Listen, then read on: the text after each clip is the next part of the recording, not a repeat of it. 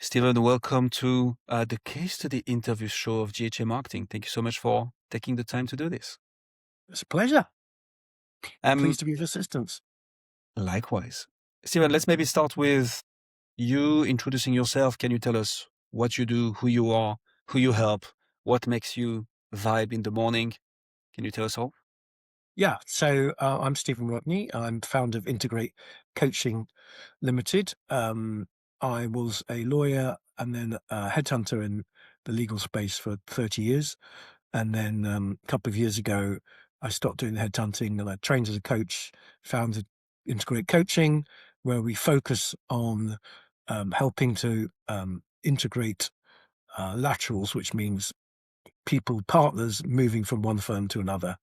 And often when they move, they don't necessarily get integrated properly. So I try and help that integration, leading to a high return on investment for those laterals. I also do general coaching as well. So who is your client? Is it the coachee, meaning the partner that you help get integrated into the firm? Is it the Yeah. firm? Who is the client? The paying client is the firm, Okay. almost always, but my client is the coachee, and the firms recognise that just because they're paying, that doesn't mean they have a right to ask me to breach any confidences or anything like that. So yeah, Of that's how it course. works. Makes sense. So how was your situation before all this started, before you even knew about GHA marketing and you looked into podcasts? How was the situation back then? Yeah, I'd never thought about a podcast, to be honest. So I'm not. I marketed really through just sort of email, word of mouth, people I've known in the industry. But I'd never thought about. Had never thought about a podcast until you guys approached me. And so how was that going for you with the emails, call outreach? You obviously had a big network, right? Yourself Yeah, being a lawyer in the past and yeah, headhunter in the space. So you had yeah, all that credibility. But yeah. so how was the whole situation? How did that make you feel before you even started the podcast? Yeah, to be honest, I was doing okay, and I'm in this kind of odd situation where I don't kind of need to be that busy on this, so I kind of do the coaching for because I enjoy it, and I think I can make a difference. Um, so I was okay. Yeah, I was fine. Which is a good situation to be in when you don't need to be that busy. What's Although looking at my share portfolio today, maybe I need to get a bit busier. now we want to get busy. Fair enough. Um, so you didn't even consider podcast, and then something happened, which is I think we got in touch with you, right? We sent you an Yeah, email in the first place. yeah, you reached out on LinkedIn, and to be honest, I get a lot of outreach on LinkedIn. I take no notice of almost all of it. It just drives me mad. And the reason I took notice, I'm trying to cast my mind back, is it was different because no one had ever messaged me about doing a podcast. Mhm. So I remember that caught my eye, and I thought, okay, that's a little bit different to what I normally get outreached for, which is client acquisition, and we'll get you 500 more potential clients and stuff, which Of course. I don't really kind of go for. So yeah, that's what happened. Why did the podcast grab your attention, though? Like, what was different about that compared to other method of approaching people, or why did you think Well, it was relevant? yeah. But to be honest, I had thought about a podcast. In fact, I spoke to a friend of mine about 6 months before you approached me, and we were talking about doing Okay. a podcast ourselves, not relating to coaching, on relating to something else. So I've kind of always fancied doing a podcast. So it was just when you reached out, I thought, oh, okay, I do quite fancy doing a podcast, and I suppose I could do it relating to what I do. Let's investigate it. I mean, I'm quite cautious. I'm very aware of scams. I don't want to be scammed. I have been scammed once before, a long time ago. Don't really want that to happen again. So I was, I cautiously said, okay, let's have a chat. It's interesting you'd say this. I think I'm gonna say 3 in 4 conversations I have with professional service firm owners, um, they've all been burnt before. So not necessarily scammed, but burnt at least in the sense of like they got promised some stuff, didn't happen. Yes, that's what I mean. Yeah. Yeah, that's what I mean. Yeah. And so when you're in that position, what makes you consider looking into something else regardless, right? And not being like, hey, I got scammed once or burnt once and I'm never gonna look at Yeah. anything ever again. Well, What's I your thoughts think on that? I can't remember how, the format of how you reached out to me, but I don't respond to reach outs where they can't even bother to find out my name, where they just going to go, hi, Stephen at integratecoaching.co.uk. It's just completely AI driven. So I imagine you must have reached out to me using my name, I would hope. And then the other thing which drives me mad is when people do outreach, and when occasionally I respond, and then you never hear anything again. Or they respond, as I've just had literally 5 minutes before this call, they respond 1 month after I responded to them, as though that's kind of acceptable. So I think you guys, you respond when I responded, you came back to me quite quickly, you set up a call. So those are the things initially that I'm kind of that I take in my head. Mm-hmm. I think when I'm thinking about who I might deal with. Fair enough. That does make sense. Did you have any other doubts or concerns as to the method? So you had considered the podcast, but so together with the friends, not really using it for coaching. So going through the process with us, did you have any doubt or concerns that this would work at all? Can you walk us through that? Yeah, I remember initially I was thinking, well, who would really want a podcast just on what I do, which is kind of what we started on. And I think it was Hussam rather than you. I can't remember who dealt with what back then. Um, We are the same. yeah, I think it was. I think, we quickly decided that actually, what I do is quite niche. And I remember Sam said to me, he said to me, I don't know much about lawyers, but haven't they got big egos? And I said, yeah, they've definitely got big egos. So he then said, okay, why don't we do, maybe a podcast on what makes a successful partner, so they can all talk about themselves, and then you can kind of throw in some questions about what you do, and kind of goes from there. So I remember being impressed by that, and I've told that story to quite a number of people, because I thought, okay, that makes some sense. It's so I don't know if it's a good or a bad thing, but the outcome is good. We learned this from the series Suits with Harvey Specter saying that lawyers have big egos. But yeah, it's interesting how this applies to a good podcast. So one of the things I do remember, Stephen, was not only like, will people listen to the podcast?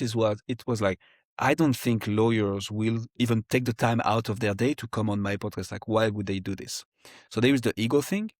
Mm. How did that evolve? Because we're going to talk about the details of it, but it's quite Yeah. interesting the way you've actually been getting guests. So what Yes. was your So thoughts on this and what is it now? again, the advice you gave was to get friends first, Yeah. which I did. So the first few episodes are with friends or people I knew really well, in the industry. So the first 5 or 6 are exactly that, with friends. And then I asked each of the friends to recommend 2 or 3 people that they knew who they thought might be interested, in it. And that worked pretty well. And then I send those people an email, those new people, and I put in the heading, I put the podcast, I put recommended by whoever the person recommended them, so they see that in the header. So that hopefully gets them at least reading it, because they'll recognize the name of the person who's recommended them, hopefully. And then I go from there. And I have a fairly high success rate in inviting people and getting people on.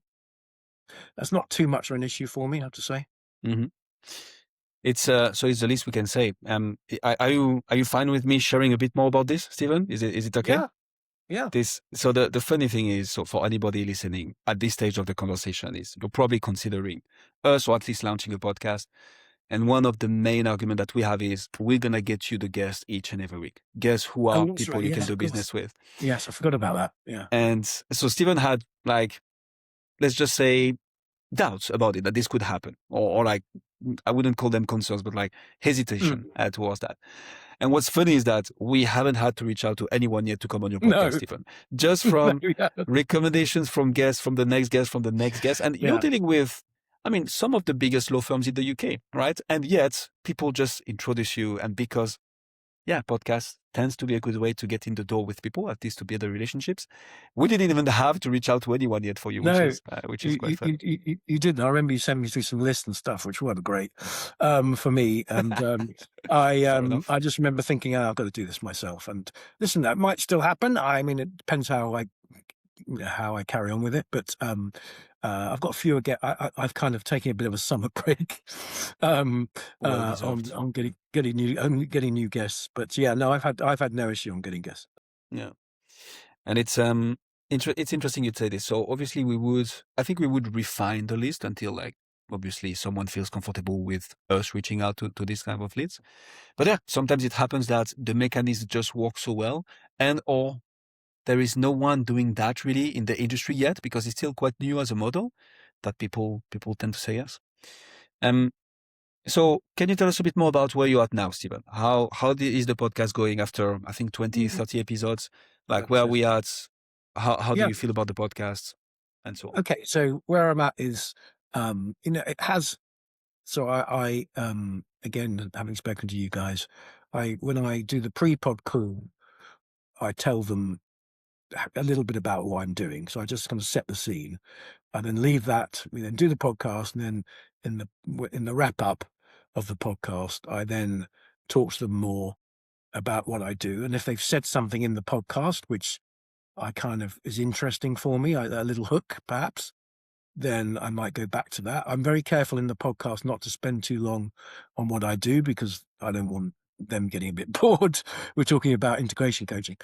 So I come back to it and then I talk about, and then I just see what's going on. And, and I've had a number of opportunities as a result of the podcast. There's been nothing directly that I can say at the moment has come, no money, if you like, has come directly as a result of those. I've probably had 7 or 8 opportunities, and maybe it's just how law firms work.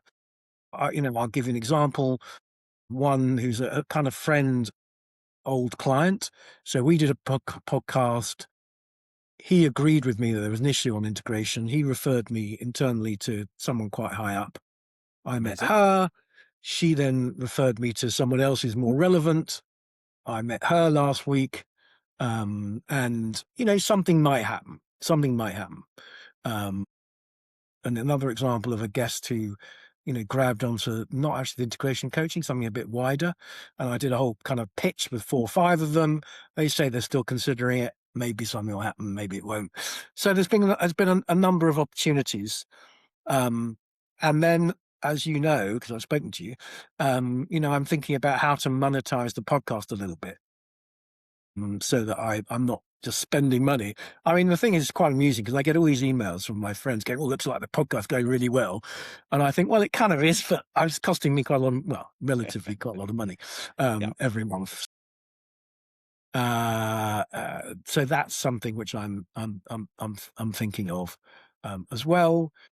The other thing I've learned is that although I'm not at the stage because I'm not earning any money out of a podcast, not going to sort of invest in a studio or anything, but the face-to-face ones I've done, and I've probably done now 5 or 6, are more enjoyable generally for me, and I think the guest, and they do open up. You get into conversations after you've sat in a room with someone. It's kind of easier than on the screen. So I do like the face-to-face ones more, I have to say.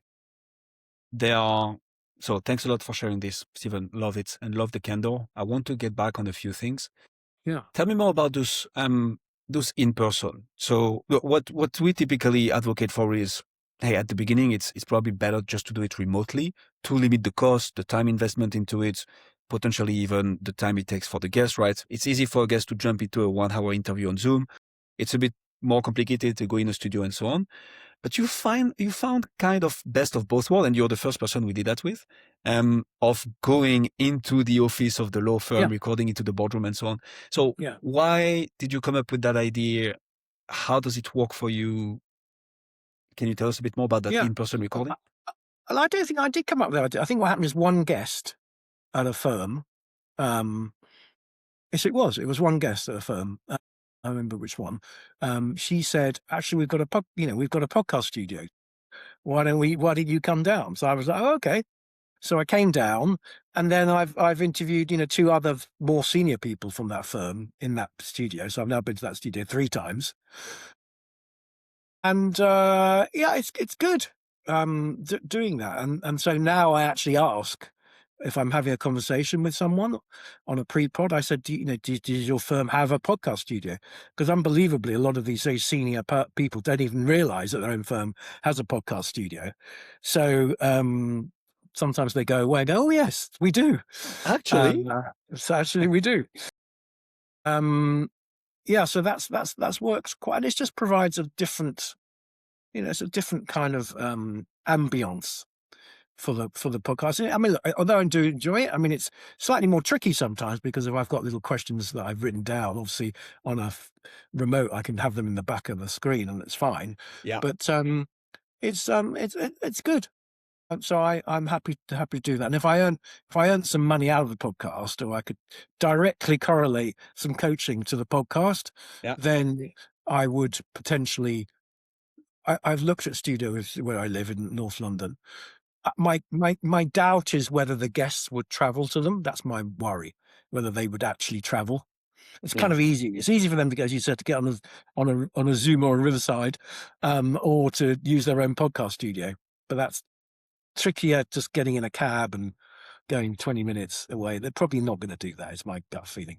yeah. Uh, I think you're nailing it.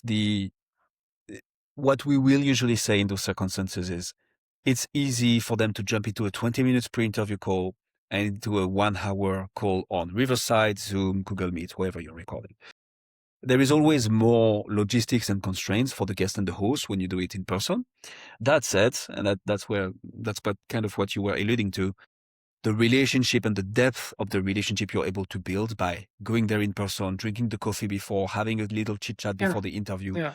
actually doing the interview in person, going for lunch afterwards, drinks and or dinner, that definitely adds. So what we would recommend is for big target accounts or people we think we can build something big with, and it's worth doing the extra effort and extra investment. Sure, do it in person. And after the experience we started doing it with other clients.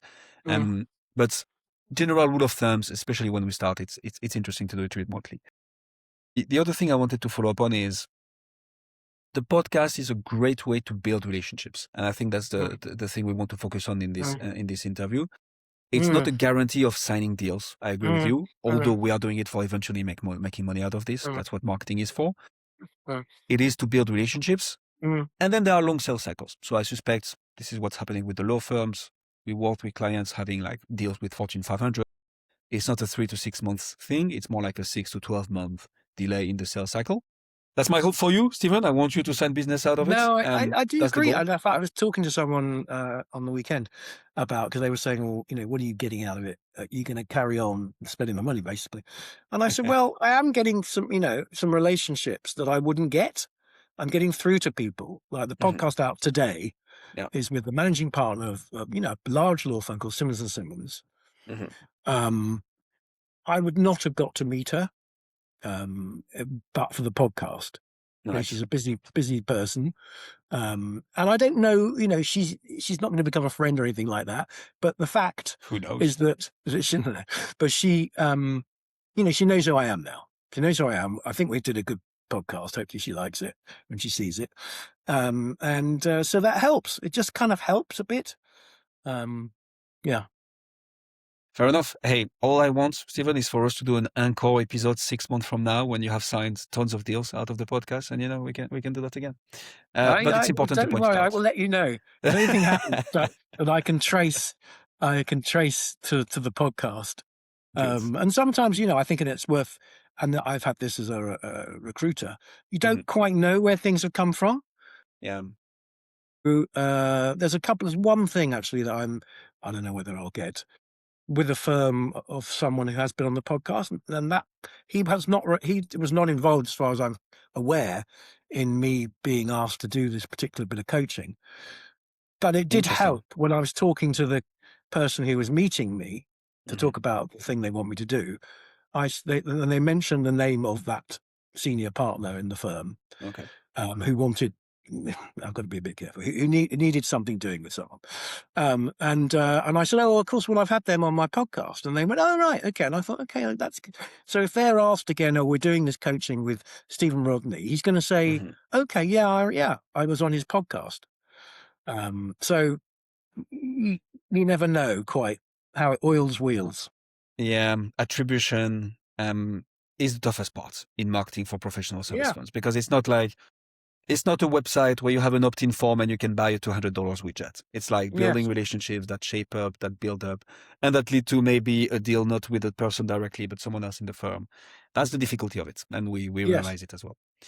Um, Stephen, anything that I didn't ask you during this little interview here that you wanted to share, discuss, point out? Well, I think the only other thing is, which I kind of hinted to you, I might mention, is that in terms of what you charge for the podcast. I mean, I do get approached now by a lot of people wanting to do, I can imagine. wanting to give them go as a production. Yeah. And there is one that I've given a go to actually on one Hmm. episode. I thought, okay, let's see how it goes. Because obviously cost is important. I'm very aware that it's interesting. This other person is not one of the people that offered to do it for a ridiculously low price. I had one of those. I tried one of those out, and it was ridiculous. It was, he produced an edit which was crap. So you pay peanuts, you get monkeys. I'm very aware of that. Hmm. That's you're not going to be the cheapest, and you're not going to be the most expensive. So economics is such. I keep an eye on it. That's all. And that makes sense. So would you say that we are in an open relationship, Stephen? Like we kind of see each other, That's all. but you don't stop yourself from Well, no, I'd say at the seeing other moment it's an people? exclusive. I'd say exclusive at the moment. But I don't think it's unhealthy to have someone else, in case something happens, who could step in, Look, if I needed it. So I think I've found someone who I think could step in, but whoa, we'll whoa, see. whoa, whoa, whoa. We're gonna want to talk about this, Stephen.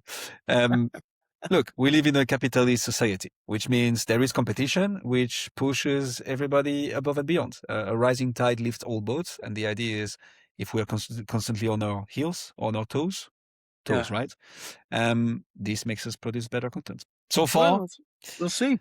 We'll see. um, Anyway, but apart from amazing. that, I would say that no, I've enjoyed the process. I think you guys have been supportive. Both you and Sam have been supportive, and your guys on the editors um, are pretty good. They're very responsive. Okay, once in a while, I do imagine, oh, look, it must be a bloody boring job doing those edits. So once in a while, they miss something which is so obvious that I go, "What? How have they missed that?" But they've probably Yeah. fallen asleep, so that's probably how they missed it. And I don't really blame them. But there we are. So this is the type of things that needs to be checked in quality checks normally before it goes live. But fair enough, and good for pointing it out. Um, there is no such thing as a what's the English expression? Little jobs. I don't know how to say this in English, but it's like, yeah, There's it's no such thing. There's no such thing. You can't have that's why obviously, you don't have a there's no podcast that could go out without me watching it first. I mean, your edits are good, but things go wrong, and that's what I have to. That's why I have to watch them all, which I do. On that, and it's quite rare, but there was one not that long ago where I think there was something where I actually said in the recording, "Okay, this all needs cutting out," and it got kept in, and I we was need like, to get this out. how's that?" I said, "No, I understand that. It's boring job. Boring job." Not the most Anyway, there we go. fascinating. I did edit quite lots of podcasts myself. Stephen, thank you so much for sharing Okay. all this. Kind of to wrap it up here, Yeah. someone who've been watching this for a good 26 minutes now, probably considering us or at least starting a podcast. What would you tell someone who's watching this right now about taking the next steps? What would be your recommendation? Having flexibility abilities and giving it a go. I mean, the cost initially, which I can vaguely remember, was a decent amount, but it wasn't huge in terms of what I needed to. invest. And the one other thing which I haven't mentioned actually is that you were very helpful. You came up with a name, and I know how you do that. You kind of pump it into AI and it comes out with loads of names, and then you choose them, which is fine. But you came up with the name, you came up with the title, how it should look. I didn't do that. I know I could have done that, but I didn't, and I didn't really want to do that. And if so, you guys were very supportive in doing that, which is quite important. Thank you very much for this. It's, as I say always, it's not rocket science. It's just about actually doing it. Stephen, thank you so much for taking the Okay. time to sit All with right. me and Good. record this little interview. Okay. Excellent. I'll speak to you soon.